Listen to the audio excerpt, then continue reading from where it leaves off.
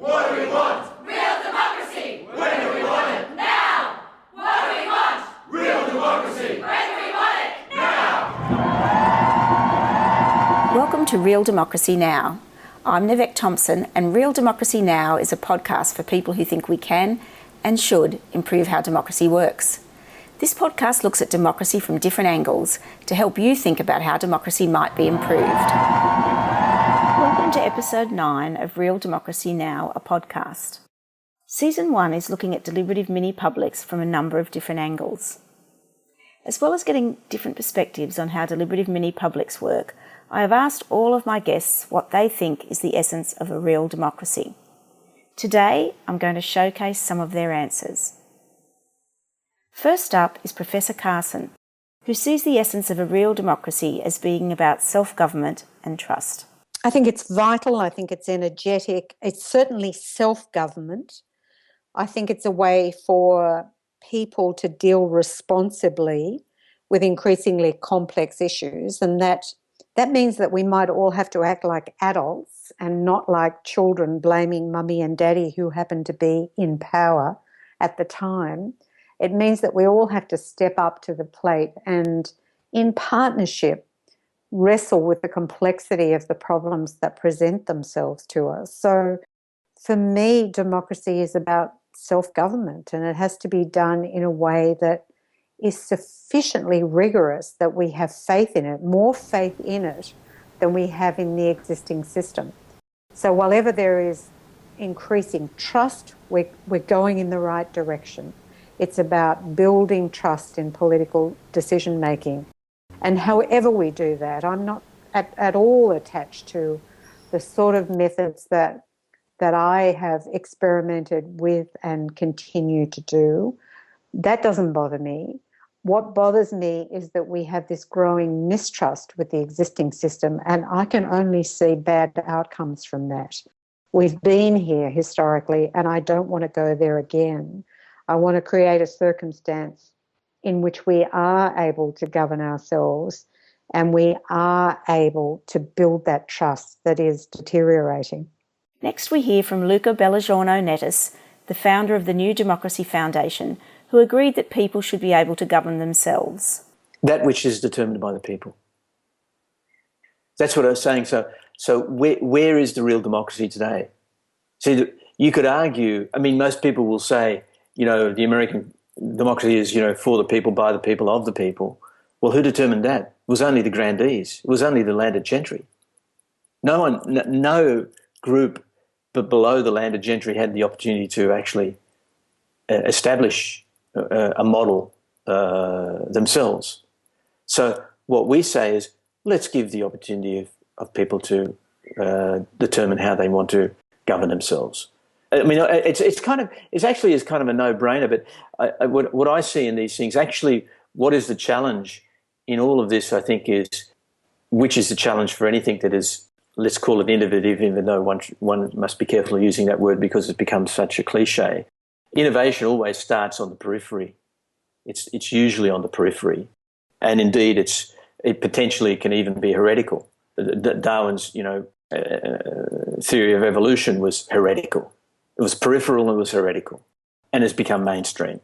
Now, I don't want to necessarily make analogies with Darwin's genius, but I think there is a notion here that this is certainly peripheral. Most people think we're coming from Mars when you talk about a democracy that could be affected by randomly recruited citizens. There's an enormous amount of cynicism that has to be addressed in this. And that's why I think it's important to do these citizen juries, build them out so that they are seen to be competent and effective. Professor Janette Hartz-Karp from Curtin University in Western Australia highlighted the need to consider the common good, which is co-designed by the people. I really like Sen's notion of it being people being the authors of their collective lives. And it seems to me that a real democracy isn't just all about people's rights. It's also about people's responsibilities, about trying to reach a common good, public value, or public social value, if you like, which is a common good that is in the whole community or a state or national interest, and that the people are involved in both seeing the problems and opportunities and co-designing solutions and co-enacting options that they feel can work. So I think a democracy is much more about efficacious citizens who are really willing to take part in doing something about creating the sort of future that they want in the sort of country that they want to live in. Peter MacLeod from MASS LBP in Canada talked about giving citizens a role between elections with more opportunities for citizens to be involved. It's a bit, as I said earlier, that we put such emphasis on elections, and so we need to. Let's not disparage that. But we spend comparatively little time thinking about what citizens are to do in the space between elections. I mean, other than paying their taxes and not speeding on the highway and, maybe joining a local club or association, government needs very little from us. And I think we end up returning the favor. For me, a healthy democracy is one of more sustained participation. Now, that doesn't mean that we all have to be gathering earnestly in the proverbial church basement or community hall. The old adage, the problem with socialism is too many meetings, I think holds for democratic societies writ large. But we ought to offer more and different kinds of opportunities through the course of people's lives to play an expanded role when and how they wish. People volunteer for our processes for such myriad reasons. The person who decides to volunteer on a public transit panel because their father used to work on the railway and it was a chance to connect with them, or they just moved to the city and they wanted to get to know some of their neighbors, or they had volunteered for a health process because a family member had been in hospital recently and they were looking for a way to give back. It isn't that people are motivated by the capital P politics of it all. They're motivated by more intrinsic kind of human qualities of connection, belonging, learning, contribution, growth. So for me, a really rich democracy is one that creates platforms for us to express these qualities. It's a democracy of learning. It's a democracy of empathy. It's a democracy where we're invited to and have opportunities to simply put ourselves in one another's shoes. For Associate Professor Helene Landemore from Yale University, democracy is about inclusiveness and equality. So for me, democracy is defined by inclusiveness and equality in the decision-making process about public affairs. So it's centrally about these two principles, inclusiveness and equality.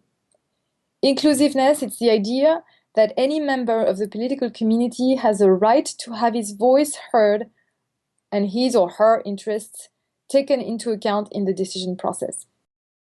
Second, it's the idea that this inclusion must be done on an egalitarian basis, everybody on equal terms. So democracy is basically a mode of decision-making where everyone has an equal chance of being heard. That's what the Greeks thought too. That's why they emphasized that when it came to public affairs, it didn't matter who you were, how old you were, how many degrees you had the same rights of speech as anyone else, and one vote only. So if you take these two principles as the essence of democracy, and you look at contemporary democracies in their light, I think it becomes clear that we're not scoring that high on the continuum that leads from oligarchy, an exclusive and inegalitarian regime, to true democracy. Because ordinary citizens only get to cast a vote every 4 years. Their voice do not matter all that much. They're certainly not included on an egalitarian basis in the decision-making process at the moment. And we had this illusion that representation through election would take care of it, but we know that's not the case. I mean, there are very shocking results in political science that just demonstrate that there is zero correlation between the preferences of the majority and public policy outcomes. That's a work of my colleagues Martin Gilens and Benjamin Page. So if that's the truth, then we have so much work to do to fix our existing representative governments and turn them into actual democracies. Ian Walker, the Executive Director of the New Democracy Foundation, suggested that democracy was more than simply voting. It's funny because everyone does define democracy as the vote, and democracy is not the vote. Democracy is acting on the informed general will of the people. And if you accept that as something that's worth aspiring to, something that's worth saying that's the holy grail we're getting to, you can start to form the view that elections can detract from that. Now, I absolutely, there's always a broad and narrow definition of democracy, and that broad definition includes the rule of law and freedom of association and freedom of speech. And of course, that's fantastic, and no one challenges that. Indeed, that's going very well in this and other Western democracies. But that little component we don't do so well is making trusted public decisions. You can see a government announce pretty much anything and the critics come out of the woods very, very quickly. That's what we focus on. And so we look at that narrow definition of democracy as how can we reach trusted public decisions? And we tie that to this aspiration of can we reflect the informed general will of the people? And getting to the people is at the core of it. And we don't think elections alone are sufficient to achieve that. Professor Grahame Smith from Westminster University sees citizen participation as being at the heart of any democracy. Oh gosh, that's probably the hardest question you could possibly have asked me. I've been working on democratic theory for the best part of 2 decades, and I'm not sure I have an answer for that. But one thing I do know is that the very idea of democracy requires citizen participation, and that citizens have the capacity to participate in the critical decisions that affect their lives.